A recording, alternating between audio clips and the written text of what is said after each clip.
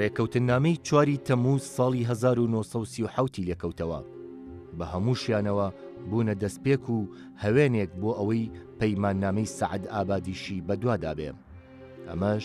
دوای ئەو هەوڵە بەردەوامە هاتەدی کە لە نێوان وڵاتانی ناوچەکەدا پێشتر پلانی بۆ داڕێژرا بوو، بە تایبەتی وڵاتی تورکیا کە لەگەڵ ئێران و عێراق و ئەفغانستاندا بۆ دواسات لە 8 تەمموزی ساڵی 1930دا پەیماننامەی سەعەد ئاباد لە نێوان وڵاتی ناوبراودا لە کۆشکی هاوینەیی ڕەزا شا پەهلەویدا کە دەکەوێتە شەمێرانی تارانی پایتەختەوە مۆر کرا. هەرچەندە وڵاتی ئەفغانستان سەرەتا پەیماننامەکەی مۆر نەکرد، بەڵام دواتر لە تشرینی دووەمی هەمان ساڵ ئیمزای کرد.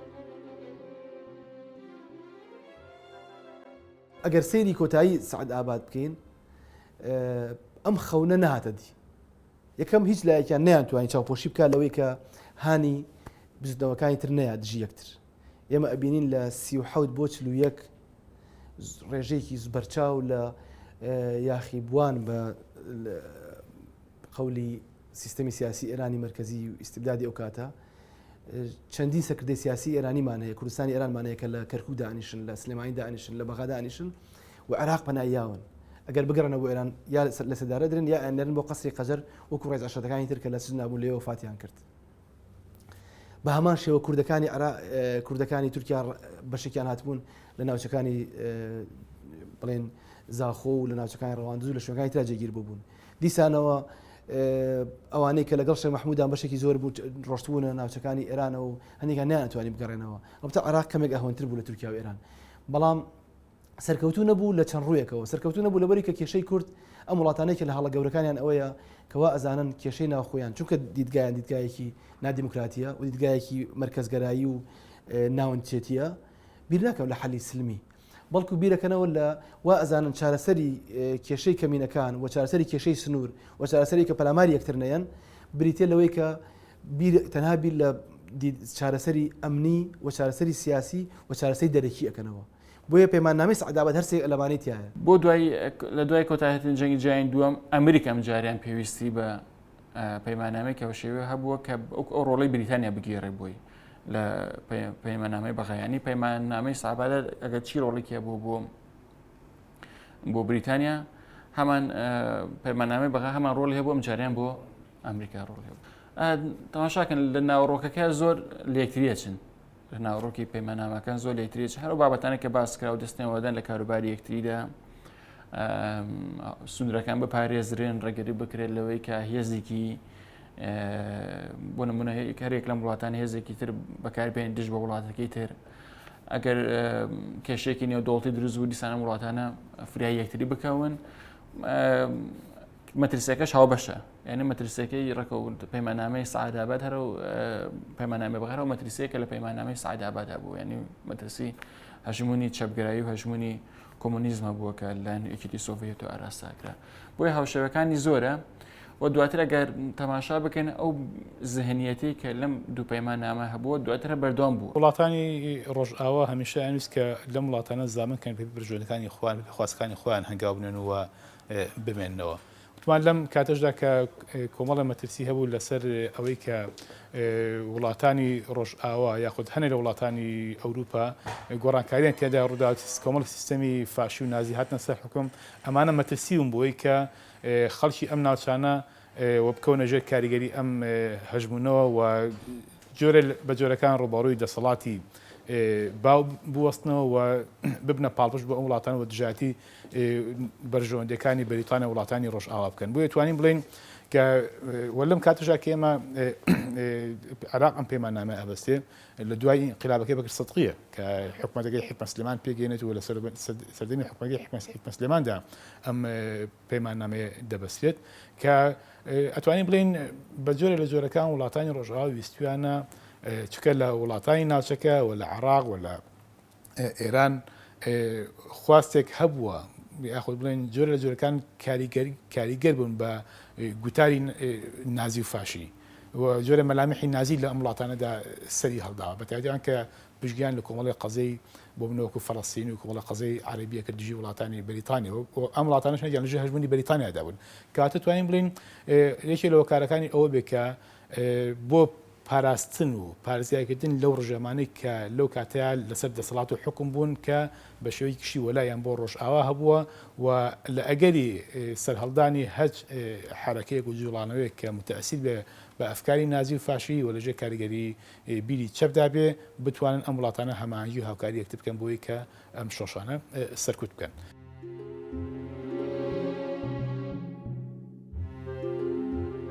هەروەها ڕێوڕسمی پەیماننامەکەش لە ئاستی وەزارەتی دەرەوەدا بەڕێوە چوو کە بریتی بوون لە دکتۆر تۆفیق ڕوشدی ئاراز وەزیری دەرەوەی تورکیا و دکتۆر ناجی ئەسیلی وەزیری دەرەوەی عێراق، عینایەتوڵڵا خان سەمیعی وەزیری دەرەوەی ئێران و سەردار فەیز محەممەد خان وەزیری دەرەوەی ئەفغانستان. لە هەمان کاتدا دەکرێوە قسە لەسەر سروشت و بنەماکانی پەیماننامەی سەعەد ئاباد بکەین کە بە شێوازێکی گشتی لە دوو تەوەری سەرەکی پێک هاتبێ. یەکەمیان بریتیە لە پێشەکیەک کە تایدا لایەنەکان پەیوەندیدار جەخت لەسەر ئەوە دەکەنەوە کە تا پێیان دەکرێ بەشدار و هاوکاری یەکتر بن بۆ پاراستنی پەیوەندی دۆستایەتی و لێگەیشتن لە نێوان یەکدیدا. سەرکەوتوو نەبوو چونکە جەنگی جیهانی دووەم هاتە پێشەوە. دۆخی جەمسەرگەرایی لەو پەیوەندی دەوڵەتەکانی ئەو سەردەمای یاربەتی ئەم حاڵەتەی نەئەیە و وڵاتەکان لەگەڵ یەکترا ڕازگۆ نەبوون. یعنی تورکیا لەگەڵ ئێرانە، ئەفغانستان لەگەڵ ئێرانە، ئێران لەگەڵ عێراق و هەر دوانەکەی تریا ڕازگۆ نەبوون لەوەی کە بەڕاستی بنبڕی ینی یارمەتی یەکتر بن لە بنبڕکردنی کێشەکانی خۆیانە.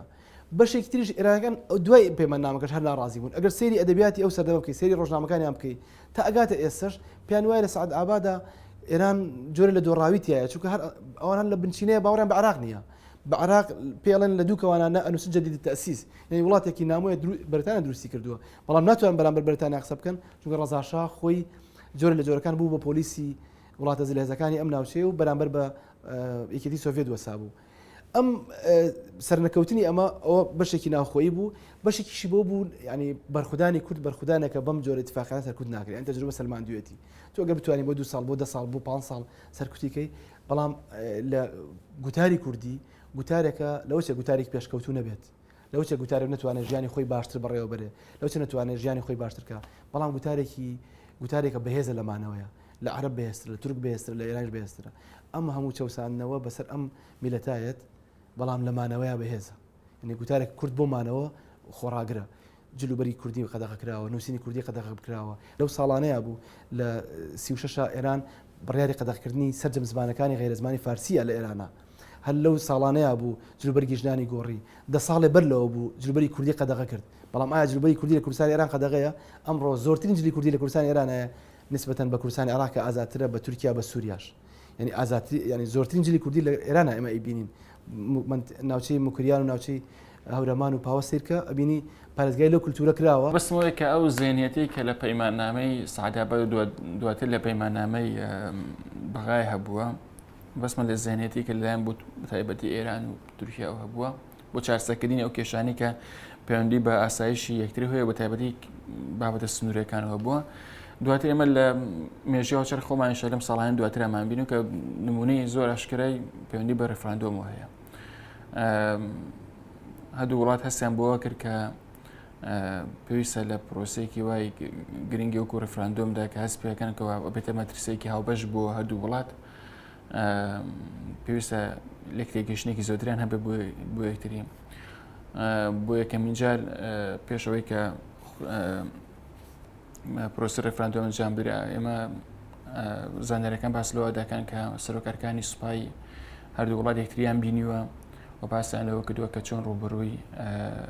ئەم پرۆسەی ببنەوە، ئەگەر پرۆسەکە سەری گرت و بەنجام گیانرا چۆن ڕوبەڕووی بوەستنەوە، چۆن هەماهەنگیان هەبێت لە نێوان یەکتریدا. ئەم زێنێتەرۆ زێنێتی هەبووە کە لە پێش لە پەیماننامەی بەغا و دواتر پێش لە سەعەد ئاباد هەبووە. یعنی ئەم وڵاتان هەر وەختێکە هەستیان کردووە مەترسەیەکەیە کە وا بێتە مەترسێکی زەق لە سەریان و پەیوەندی بە ناوخۆی هەردوو وڵاتەوە هەیە و هەست دەکرێت کە لەلایەن وڵاتانی ترەوە پشتگیری دەکەێت، چونکە هەم ئێران هەم تورکیا پێی وا بووە، بەتایبەتی ئێران پێی وا بووە کە ڕێفراندۆمە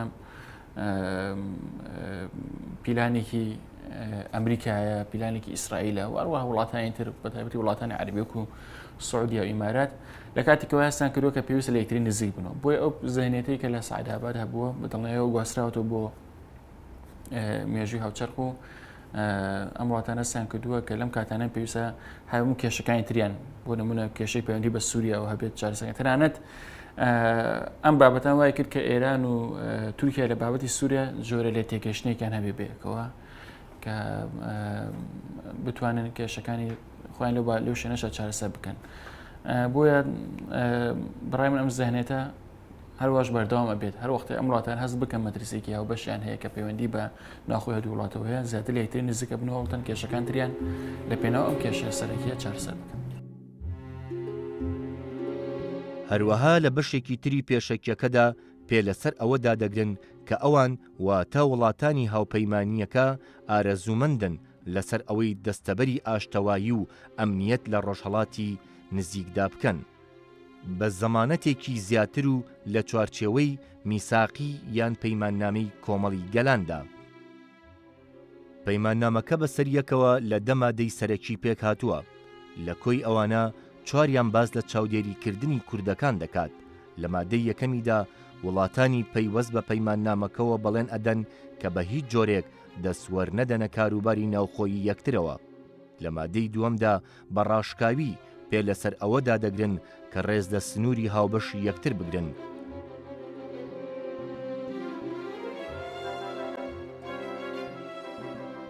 بە بەرخودانی کورد لەناو بە خەباتی کەلتوری نەک خەباتی عسکەری بە خەباتی کەلتوری و هەروەها ڕازگۆنەبووین دەوڵەتەکان لەگەڵ یەکترا ئەو دەرەنجامەی نەیە بەدەستەوە کە ئەم وڵاتانە ئەویست لە هەمووی گرنگتر ئەگەر سەیری چەند ساڵێک 2 ساڵ دوای پەیماننامەکە بکەیت هەم مەلیک غازی نامێنێ هەم ئەتاتورک نامێنێ هەم ڕەزا شاژ نامێنێ. ئەمە بۆیە باسی ئەم سیانەکەم چونکە ئەم سیان زۆرتر مێحوەری ینی ئەتوانین ئێمە سەیری پەیماننامەکەی پێ بکەین. کۆچی کۆچ یا لە ناوبردن یا کوژران یا هەر شتێ ناوێنەی لە ناوچوونی ئەم سێ سەرکردەیە لە ئێرانە هیچیان بە کودەتا ئەو بوو دەرکرا هاتنی بەرتانیەکان و ئەوانە و کوڕەکان خستە جێگەی مەلیک غازی لە ڕووداوێکی گوماناویە لە ناو ئەچێت و تاتورکیش بە هەمان شێوە وەفاتەکە. لە ناوچوونی ئەم سیانە لەبەری کە تەبعیدی تاتوریان هەبوو حکوومەت لە گیرفانی خۆیانایە و سیاستی مرکزی ڕاستەخۆ پەیوەندی بە کەسایەتی کەسەتاگڕاکەوە هەیە بۆیە بەلاچوونی ئەو دیسانە دیگاکانیش گۆڕێن و هاتنی هێزەکانی بەریتانیا و رووسیا بۆ ئەم ناوچانە و هەم لە عراقیشا دیسان کودەتا ڕۆیە هەم لە ئێرانە لە چلوێکە ڕۆیە ڕەشید عەلی گەیلانی لە عێراقا و لە ئێرانە کەوتنی ڕژێمی شاهنشای ئێران و گۆڕانی سیاسەتی تورکیا جوڵانەوەی معارەزەی تورکیاش بەهێزە بێت. بۆیە 2 ساڵە دوای پەیماننامەکە سستە بێ جێبەجێکردنی پەیماننامەکە لە هەمووی گرنگتر لە چلەکانە دۆخی بوژانەوەی خەباتی ڕزگاری خوازیگەلی کورتە. ئەو ماتی کەوتم بێدەنگی بەر لە تۆفانی سیەکان چلەکان لە کوردستانی عێراق بوژانەوەی گەورە بەخۆیەوە بینێ حکوومەتی عێراقی سەرجەم سوپاکەی بەکارێنێ بۆ لە ناوبردننی حزبێکی وەکو هیوا و شۆڕشی بارزان و هەموو لەشکەکە بەرەو دهۆک و منتەقەی بارزان ئەولێر و بارزان بەڕێ ئەکەوێ بۆ سەرکردنی ئەو شۆڕشە باشترین جەرناڵەکانی بەرەو ئەوێ ئەچن لە ئێرانە کۆماری کوردستان دەرەکەوێت کەواتە نەتیجەیەکی زۆر پند ئامێز بۆ ئەم وڵاتانە لە بەرچاو بێ لە بەرچاو بگرن کە تا ئێستا لە بەرچاویان نەگرتووە عقلی سیاسی بێ دەرکی پێ بکە ئەویش ئەوەیە کە چارەسەری کێشە ناوخۆیەکانی هەر وڵاتەیە کە سەرچاوی یەکەمی پەیماننامەی سەعداباد و ئیمزاکردنی پەیماننامەی سەعداباد بوو چارەسەر بریتی نییە لەوەی پەنابردن بۆ سەرکوتکاری ئەمنی لە ڕێ دەستگای مرکزیەوە و چارەسەر بریتی نییە لەکە لەوەی کە تۆ بتەوێت کێشەی ناوخۆیی خۆت هەڵگەی بچی پەنابەری بەر وڵاتێکی دراوسێ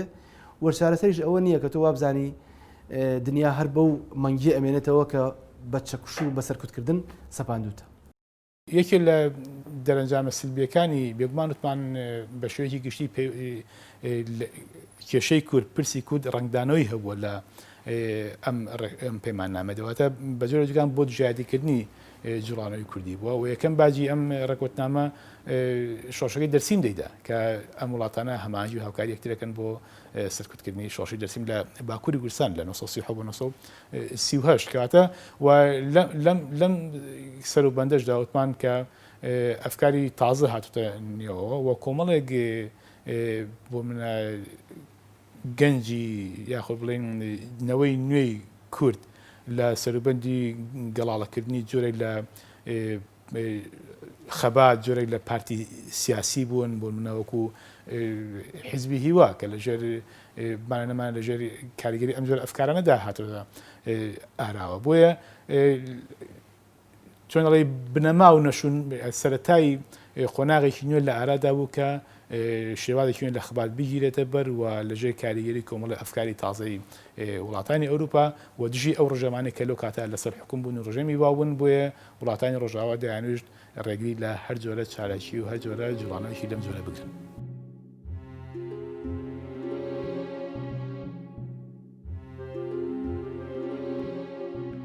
لە مادەی سێیەمدا لایەنەکان ئەبێ لەسەر هەر ناکۆکی و جیاوازیەک کە مۆرکێکی نێودەوڵەتی لەخۆ بگرێ یان پەیوەندی بە بەرژەوەندی هاوبەشیانەوە هەبێ ڕاوێژ لەگەڵ یەکتردا بکەن. بە هەمان شێوە مادەی هەشتم جەخت لەسەر مەسەلی ئاشتەوایی دوورکەوتنەوە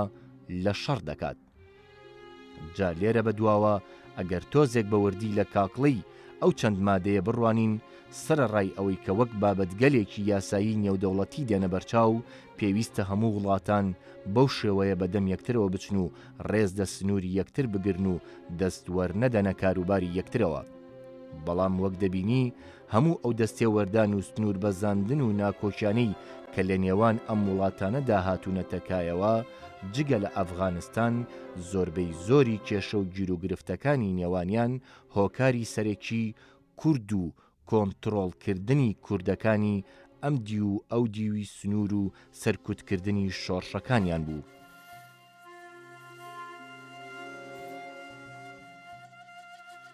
خۆی ڕئی هەیە لە دەست پێشخەرەکە ئەڵن بە وەک چۆن لە شوانەتی بەڕاعەتی وڵاتی و بەریتانیا بە پێشنیوەکو چۆن لێرەش لە 55 شەپەیمانی بەغداد بە هەمان شێوە بەسرا مۆدلێکی هاوبەش هەیە لە بینی ئەم پەیمانانەیە. ئەو مۆدلە لە دیدگای پەیوەندی دەوڵەتەکانەوە بریتە لە سەد و سنووردارکردنی یەکێتی سۆڤێت و چەپگەرایی تەصدیرکردنەکەی. بەڵام بمانە نەمانەیە و کاتە ڕەزاشا یەکێک بوو لە وڵاتانەی کە هەم بەدەست کێشەی کوردەوە لێ ئەترسا هەم بەهێز بوو لە ناوچەکەیە و هەم نزیکترین وڵاتیش بوو بۆ جێبەجێکردنی ئەم پەیمان نامەیە. خودی میوانداریکردنی پەیمان نامەکە و بەستنی لەوێشە لە ڕووی جوگرافیەوە ئێرانەکەوێتە چقی ئەو چوار وڵاتانەیە، ینی دراوسی ئەفغانستان و دراوسی عێراق و دراوسی تورکیاشە و هەروەها بەهێزترین وڵات بۆ سەدی شوعێت و چەپگەراییەکەی یەکێتی سۆڤێت و چاوێکی گەورەی دەوڵەتی لەسەر بووکەوەی کە ئێران ئەگەر تێکچێت نەخشەی بەریتانیا و ئەمریکاش تێکەچێت لە ناوچەکەیە. کێشە ناوخۆیەکانی ئێرانیش هەر کاتێ بتەقنەوە تەنها ئێران ملتەبیز ناکەن، تەنها ئێران وێران ناکەن. بۆی ئێران لە هەموو وڵاتەکانی تر زیاتر پێویستی بەم ڕێکەوتنە بوو. تورکیا بەهێزتر بوو لە ڕووی سەرکوتکردنەوە، توانی بووی سەرکوتیکە. دەوڵەتی عراقیش تا ڕادەیەک مرونەتی مەلیک فەیسەڵ نەک مەلیک غازی، مرونەتی مەلیک فەیسەڵ وای کردبوو جۆرە بێدەنگیەکی هێمنانە بە کوردەوە بەخۆی ئەبین لە سیەکانە، چونکە وەزیریان هەبوو، پەرلەمانتاریان هەبوو، تا ڕادەیەک بەشدار بوو لە پرۆگرامە ئێمە گەر یادداشتەکانی میزەکی بەک بخوێنەوە بینین یان ڕێگەیان ناوە کە مەنهج بکرێت بە کوردی بخوێنرێ. ئەمانە کورد ئەهوەنتر بوو لە عێراق، بەڵام ئێران زۆر پێویستی بەم ڕێکەوتنامە هەبوو و ئێستاش ئەگەر دقت بێ ینی دەست پێشخەری ئێران هەمیشە کە تورکیا بانکات سەرسفرەکە با سنوورەکان ئەهوەنکەینەوە، عێراق بانکە ئەڵێ بە ئیتفاقی جەزائیر زینە بکەینەوە. بەڵێ بێشک دەست و پەنجەی محەممەد عەلی فەرۆغی یان محەممەد ڕەزاشای پێوە دیارە ئێران گیرۆدە و بەدەستەوەی کە پەیمانی ودی لە 26 لەگەڵ تورکیا مۆر کردو، بەڵام هیچ نەتیجەیەکی نییە، نەتیجەیەکی وا گەورەی نییە و بەدەستەوە هەر هەمان ناوەڕۆکیە پەیمانی 26 سیرکە تقریبا هەمان ناوەڕۆکی پەیماننامەی سەعداباد لە خۆگرێ. لەگەڵ عێراقا کێشەی سنوورەکان و کێشەی یاخیبەکانی هەبوو، هەم لە زەویە کێشەی هەبوو، هەم لە یاخیبەکانە کێشەی بوو. لە دوو کەوانە یاخیبەکان لای ئەوان مەبەستیان زۆرترین مەبەستیان کوردەکان و بەستیان عەرەبەکانی ئەهوازەکە تازە شێخ حەزالیان سەرکوت کردبوو لە بیستەکانە. ئێستا حیزب ڕێکەوتنامەیەکی فەرمی نەبوو، ڕێکەوتنامێک نەبوو کە لە ڕووی نەدەوڵەتی دانی پێنەرانرابێت. بەس ئێمە ئەو دابەشبوونانی کە لە ئەنجامی ڕێکەوتنامی حیزبکە لە ذهنیەتی ئەو وڵاتانەیە هەبوو ئیساش ئەیبین لەسەر ئەرزی واقع. بۆ ئەو بابەتانەی کە هەبوو ئیسا ئێران تورکیا لەسەر کێشە سنوورەکان ئەچەند ئەو کاتێ بۆ نمونەیە هێز عەشایریمان هەبوو، بەس ئیسا هێزێکمان وەکو هێزە چەکدارەکانمان هەیە، هێزە حیزبیەکانمان هەیە، هەرێمێکی نیمشە سەر بەخۆمان هەیە کەوان هەست دەکەن جاربار ئەبێتە مەترسی بۆیان بۆیە هەوڵدەن هاوشێوەی پەیماننامەی سەعدابەد بەپێی تایبەتمەندەکانی ئەم زروفی ئێستا چارەسەری بکەن. ئەو سێ وڵاتە بە بەردەوامی لەسەر پرۆسەیەکی ئەوتۆ ڕێک و کۆک بوون، هەرچەندە ئەو مادانی ئاماژەیان بۆ کرا بە شێوازێکی ناڕاستەوخۆ پەیوەندیان بە کورد و بارودۆخی ناوچە کوردنشینەکانەوە هەبووە. لە مادەی چوارهەمیشدا وا هاتووە کە دەوڵەتانی پەیمانکار بەڵێن بە یەکتری ئەدەن کە لە هیچ کاتێکدا نە بە تەنیا و نە لەگەڵ دەوڵەتێکی تردا هیچ جۆرە کارێکی دەستدرێژی کەرانە دژی یەکتر نەکەن. ئەم کارانی خوارەوەش بە دەستدرێژی دائەندرێ: یەک، ڕاگەیاندنی جەنگ، دوو، دەست بە سەراگرتنی وڵاتێک بۆ سەرخاکی وڵاتێکی دی تەنانەت بێ ڕاگەیاندنی جەنگ و بۆ سەرخاکی وڵاتێکی دی، سێ، هێرشی هێزی زەمینی یا دەریایی یا ئاسمانی تەنانەت بێ ڕاگەیاندنی جەنگ بۆ سەرخاک یان بۆ سەرکەشتی یا فڕۆکەکانی وڵاتانی تر، چوار، یارمەتی هاوبەشی ڕاستەوخۆ یا ناڕاستەوخۆی دەستدرێژی کرد. پەیماننامەی سەعاداوای بۆ 5 ساڵ بوو لە 1942 ئەکرا درێژ بکرێتەوە، بەڵام درێژ نەکرایەوە. بەڵام ئەمە سەرەتای دەستپێکی قۆناغی بوو کە ئەم وڵاتانە بێن پێکەوە هەماهنگی و هاوکاری یەکتر بگەن بۆ یاخود بڵێن کە پێوتێ پەیماننامەی دژایەتی نەکردنی یەکتر یاخود دەخۆڵ نەکردن لە کاروباری یەکتردا و سەرەتایەک بۆی کە لە ئایندەشدا ئەمانە هەرکات بیانەوە بتوانن ئەم سێ وڵاتە ئێران و تورکیا و عێراق و ئەگەر وڵاتیکیان لەگەڵ بێ بتوانن جارێکی کۆ ببنەوە لەسەر کۆمەڵی پرس بەتای پرسی کورد کۆک بن بۆ دژاتیکردنی پرسی کورد. بۆ یبینین دواتر لە پەیمانی بەغدا ئەم وڵاتانە تیایدا هەن، هەرێک لە عێراق و تورکیا و ئێران لە پەیمانی بەغدادا هەن و دواتر بۆ منە کۆمەڵە پەیمانی دووقۆڵیان بەس بۆ منە دواتر کە عەبدولکەریم قاسمیش لە پەیمانی بەغدا دەکشێتەوە و دواتر بۆ منە جارێککە لە 1975 ڕێکوتنامەی جەزائیر ئەبەسرێتەوە و لەبینی عێراق و تورکیادا جارێکی ڕێکوتنامەی هەماهەنگی و لێکتێگەیشتن و تەنانەت لە شێکێشێکی سنووردار بە قوڵایی چەند کیلۆمەتر بێنە ناو خاکی عێراقەوە ئەمەی لێ دێتە ئارەوە. بۆیە تۆ بڵێن سەعد ئاباد ئەگەرچی درێژ نەکرایەوە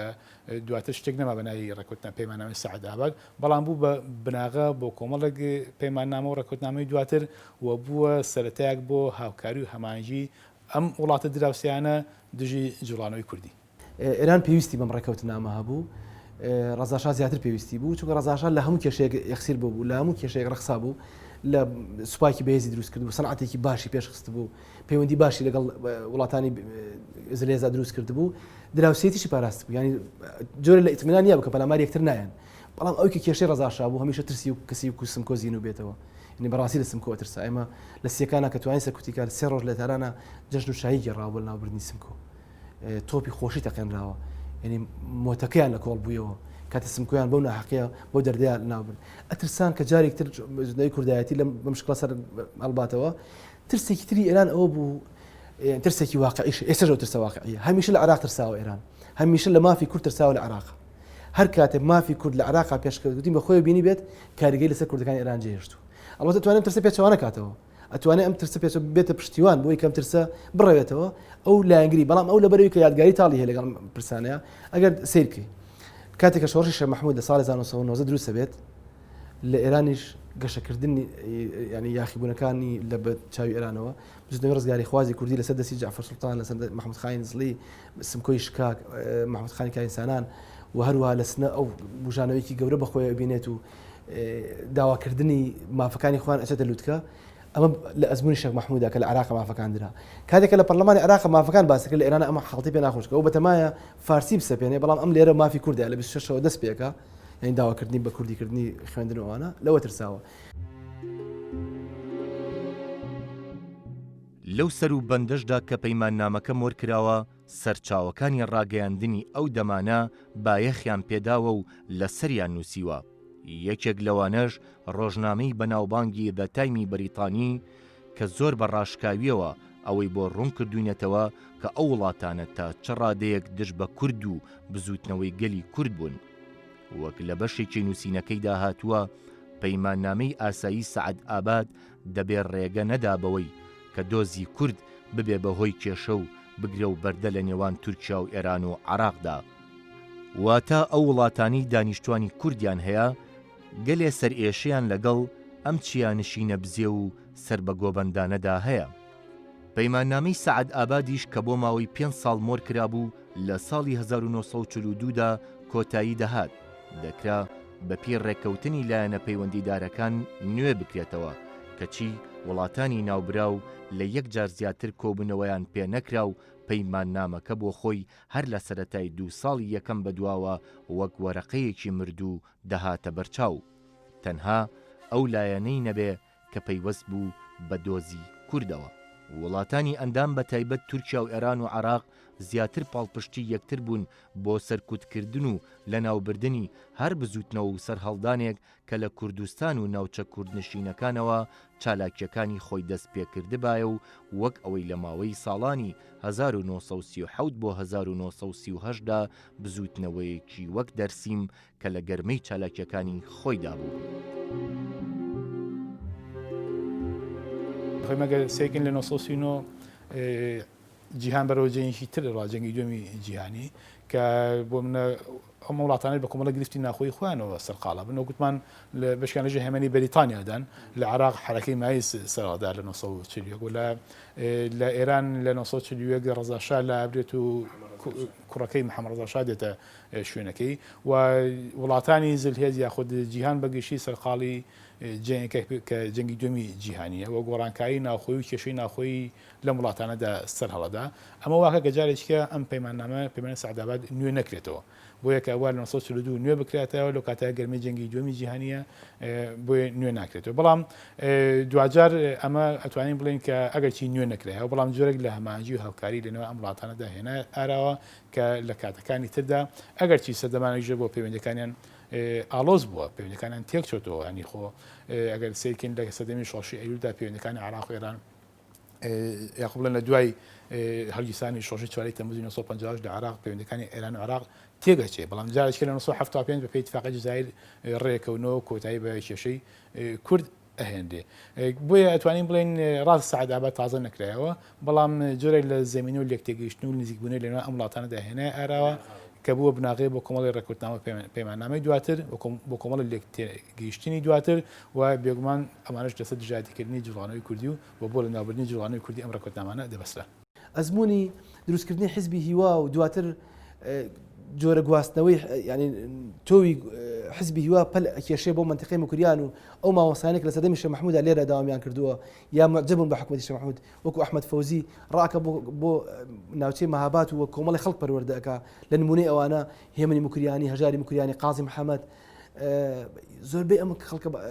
باشانە دەستپەروەردەی ئەو کەسانە بوون کە لە عێراقەوە ئەڕۆشتن بۆ ناوچەی مەهاباد کاریگەری جێهێشت لەو حاڵەتیان بۆ منە لە شۆڕشی ئەیلولیشە بە هەماشەوە کە لێرە ئەبوژێتەوە دیسانەوە لە هەفتاکانە بزنەوەی کوردایەتی لە ئێرانە ئەبوژێتەوە مانای ئەوە نییە ئێمە هەمیشە بزنەوەی کوردایەتی لە ئێرانە کاریگەری کوردەکانی عێراقی بەسەرەوە نا بەڵام ئەم کاریگەری و کارتێکەریە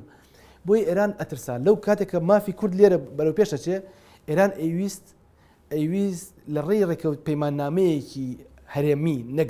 دووقۆڵی لە ڕێی پەیماننامەیەکی چوارقۆڵی هەرێمایەتیەوە بە ئێران بڵێ بە عێراق بڵێ ئەگەر تۆ مافی کورد بیت و کورد هاان بیت من کێشم بۆ دروستە بێت تورکیاش بە هەماشەوە بۆ ئەفغانستانیش مۆدلەکانی تر بەماشە بۆ ئەفغان زیاتر کێشەی سنوور بوو بەڵام بۆ ئەم سێ وڵاتە بەڕاستی کێشەی ناوخۆیی بوو چونکە هەرسێکیان قدرەی ئەویان نەبوو پەلاماری یەکتر بن هەرسێکیان نیانویست پەلاماری یەکتر بن بەڵام هەرسێکیان کێشەیەکی مشترەکیان بوو کە تا ئەم لەحزەیە یەک پاکێجە ئەویش کێشەی چارەسەرکردنی عادلانەی مافەکانی کوردستانە لە چوارچێ ئەم دەوڵەتانەیە مەدەم ناتوانن بژین و فەشەلیانە ناو لە ئیدارەکردنا پەیماننامەی سەعەد ئابادیش هەر بەو ئاقارە گەشت و بین جەزائیر بە هەمان ئاقارە ڕۆشتووە و لە چوارچێوی سەعەد ئابادا ئێمە لە دوای 2000 دیسانەوە ئیتفاقی سەعەد ئابادمان بۆ دروستە بێتەوە ئێران دیسانە میوانداریەکە بۆ چارەسەرکردنەوە لە دۆسیە ڕێفراندۆمیشە بە هەمان شێوە لە دۆسیە 16 ئۆکتۆبەریشە بە هەمان شێوە ئەبینی دەست و خەتی ئێران و تورکیا بەسەر عێراقەوە دیارە.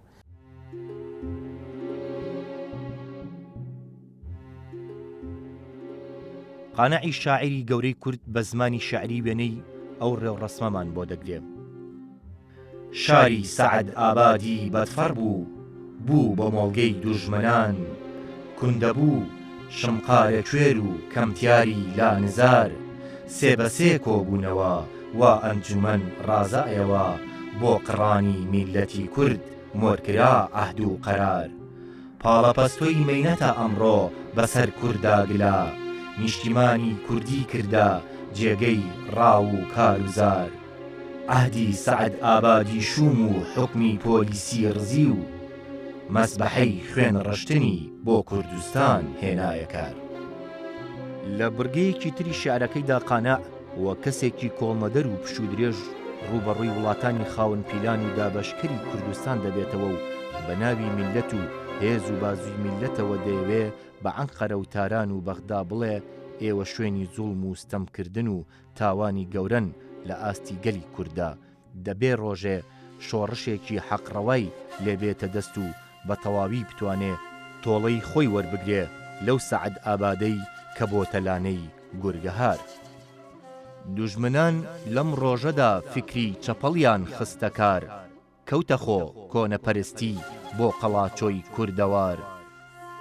ڕێبڕانە کورتقڕانە کێ و کەش خوێناویە، فیتنە وەک ئاگر ئەبارێ بۆ گلانی شۆڕە سوار.